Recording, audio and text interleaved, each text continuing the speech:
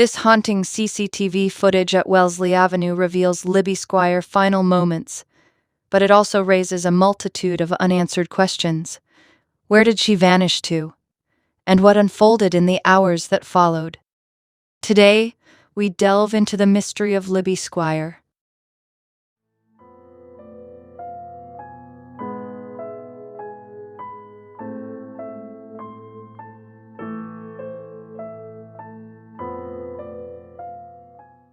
Welcome to Hull, East Yorkshire, England, home to the vibrant University of Hull, where over 14,000 students come to thrive and grow.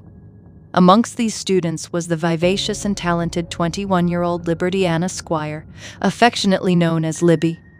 In her second year of studies, Libby had already made a name for herself as a bright and witty student who excelled in her studies and enjoyed the social scene that university life had to offer. With a close-knit group of friends and a loving family, Libby was a doting big sister to her siblings and was especially close to her mother Lisa and father Russell. Despite her many accomplishments, Libby held herself to an impossibly high standard, and her mental health soon began to suffer. Battling an eating disorder and self-harm, her grades began to slip. But Libby persevered, pushing herself to achieve her highest levels, and was overjoyed when she was accepted into the university to study philosophy.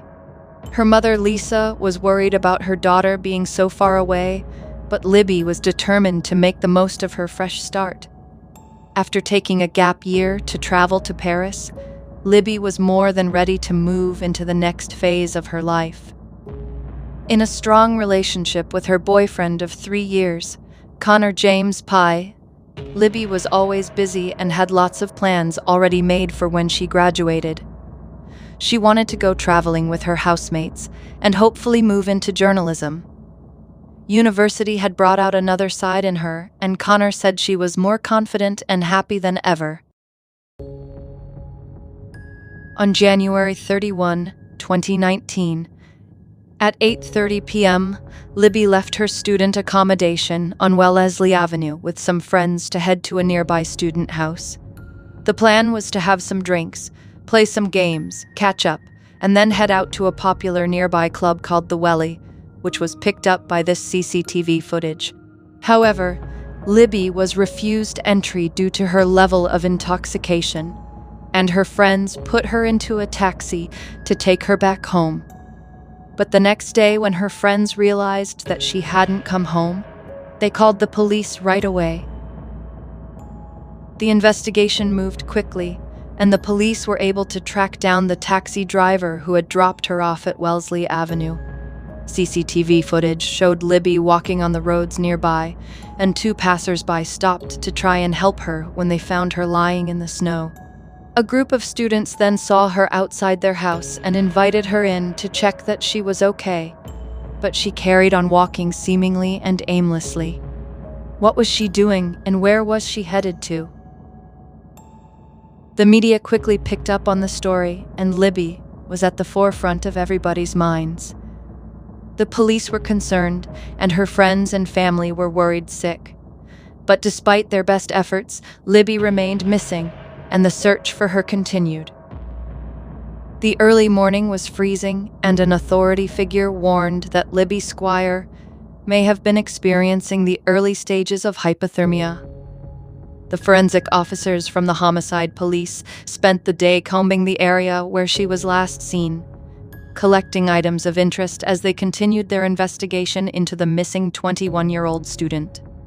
The police are extremely concerned for her welfare, and specialist teams, aided by Coast Guards, are continuing their search efforts along the nearby River Hull. Even students have joined in the ongoing operation. Libby got into a taxi outside the Welly Club in Beverly Road at 11 p.m. on Thursday, and the police believe she got out near her home in Wellesley Avenue just a few minutes up the road. However, she was then spotted on CCTV 45 minutes later at the junction with Hayworth Street. A male driver reportedly saw her sitting on a bench, got out to ask if she was okay, and she said she was. What happened next remains a mystery, and the police are following up a number of leads. They're keen to hear from anyone who was in the area where Libby was last seen, and if anyone was driving around the area between 11 p.m. on Thursday evening and 3 a.m. on Friday morning and has dashcam footage, they would urge them to come forward. The search parties were massive, and Libby's name was all over social media and the news. The university started collaborating with the police to arrange times and places to go out searching. Police asked residents to check their gardens, sheds, and outbuildings to see if she may have taken shelter there. Door-to-door inquiries were being carried out, and bins and drains were being searched. Clothing that matched what she was wearing that night started circulating, and they asked people spotted on the CCTV around the same time and area to please come forward. It was now national news, and the biggest investigation in homicide police's history. Finally, on day 4 of the search, experts started looking for clues in the water. This river is a few meters from where missing student Libby Squire went missing on Thursday night. On the road where Libby lives, the search effort is just as thorough, with police officers hoping to find even the smallest clue to piece together her last known movements. They discovered a mobile phone, but despite analysis, it has not provided any further insight as to where she may be or her movements at night. Finally, the police received their first big tip. A resident that lived near Oaks Road playing fields said he heard a woman screaming at around midnight, and the noise was heard coming from around the wooded area. It was so loud it woke him up, and he knew the time was exact because he had checked his phone. He looked out of his window to see a man hurrying towards a car. Using this time frame, the police went back and searched through the cameras again and started working in reverse order. They noticed a silver Vauxhall Astra had been circulating the area for hours before Libby was last seen. It was just driving round and round for seemingly no reason. Just before midnight, this very car was seen pulling in at the end of the road close to where Libby was walking. A person stepped out and crossed the road quickly to follow her. The investigation had finally taken a significant turn. Libby was standing near the bus stop, but little did she know that danger was lurking around the corner. As she walked back towards her house, someone crossed the road to see who she was with and what the situation was.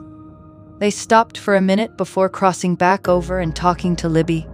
5 minutes passed and the pair were walking together, but in the opposite direction of where Libby had been heading.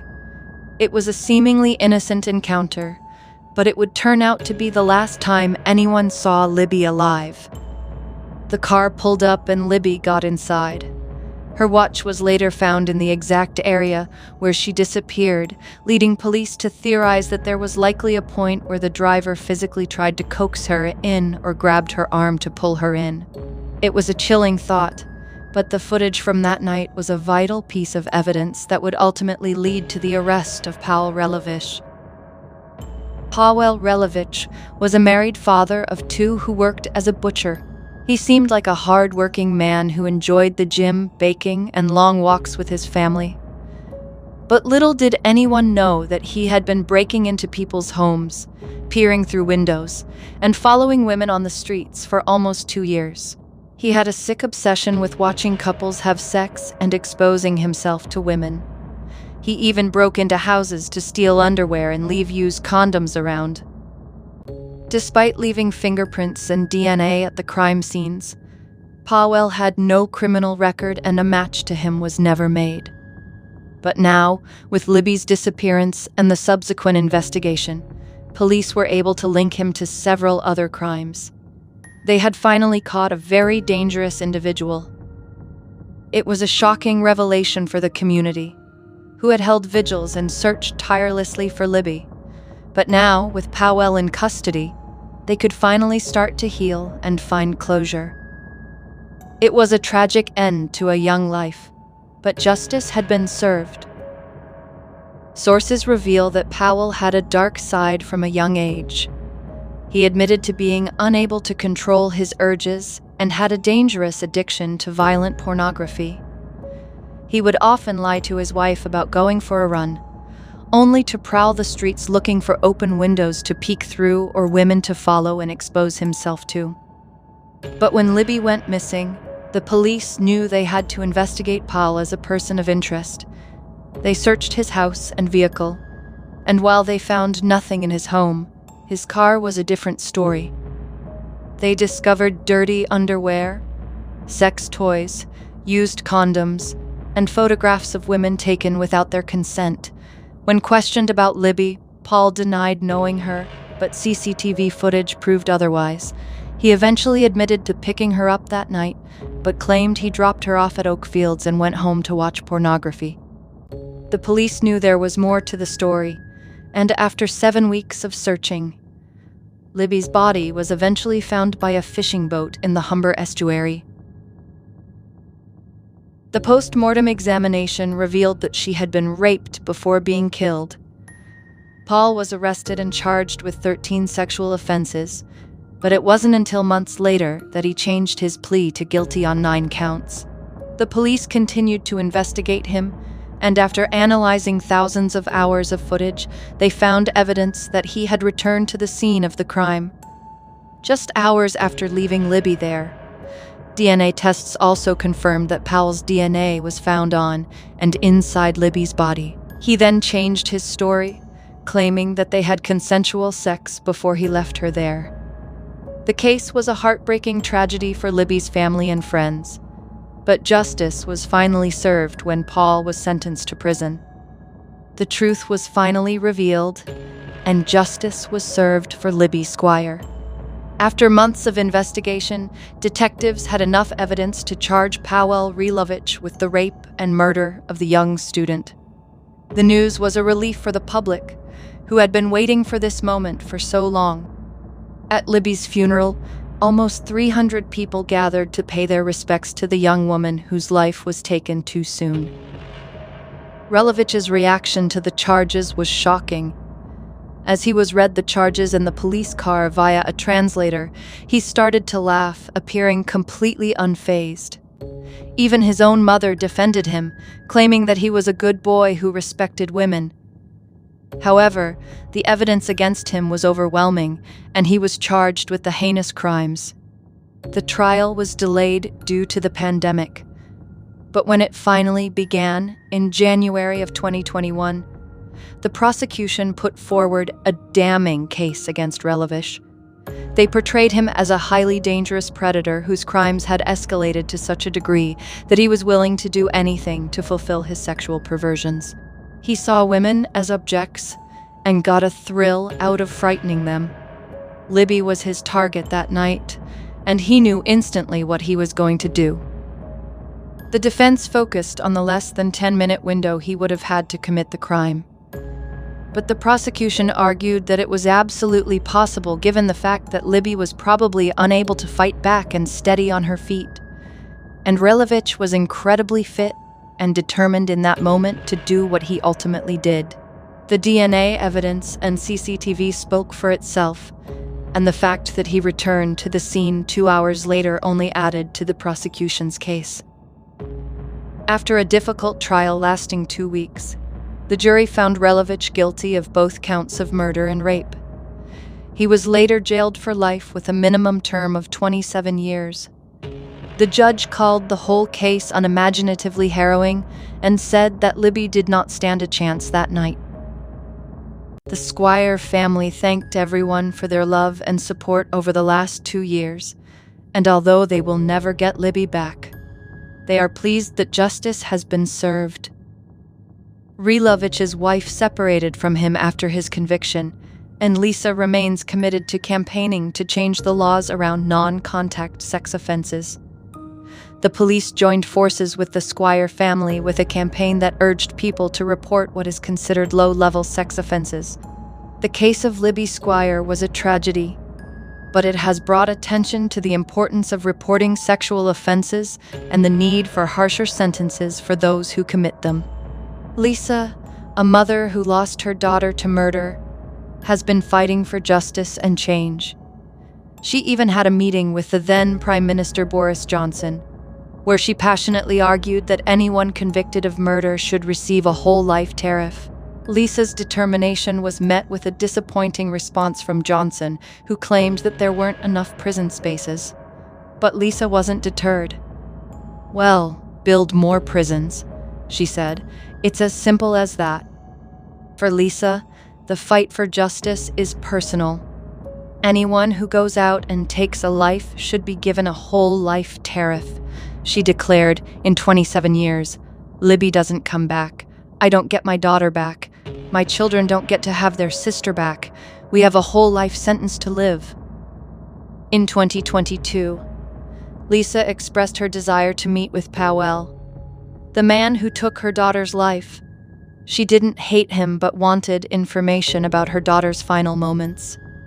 However, in February 2023, Pawel retracted his agreement, citing media portrayal as a reason, devastating Lisa.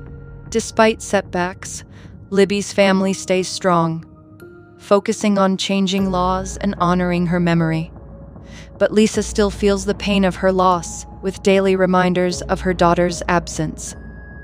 Lisa's story is a powerful reminder of the devastating impact that murder can have on families. But it's also a testament to the strength and resilience of those who refuse to give up the fight for justice. That's all for today. Thank you for watching.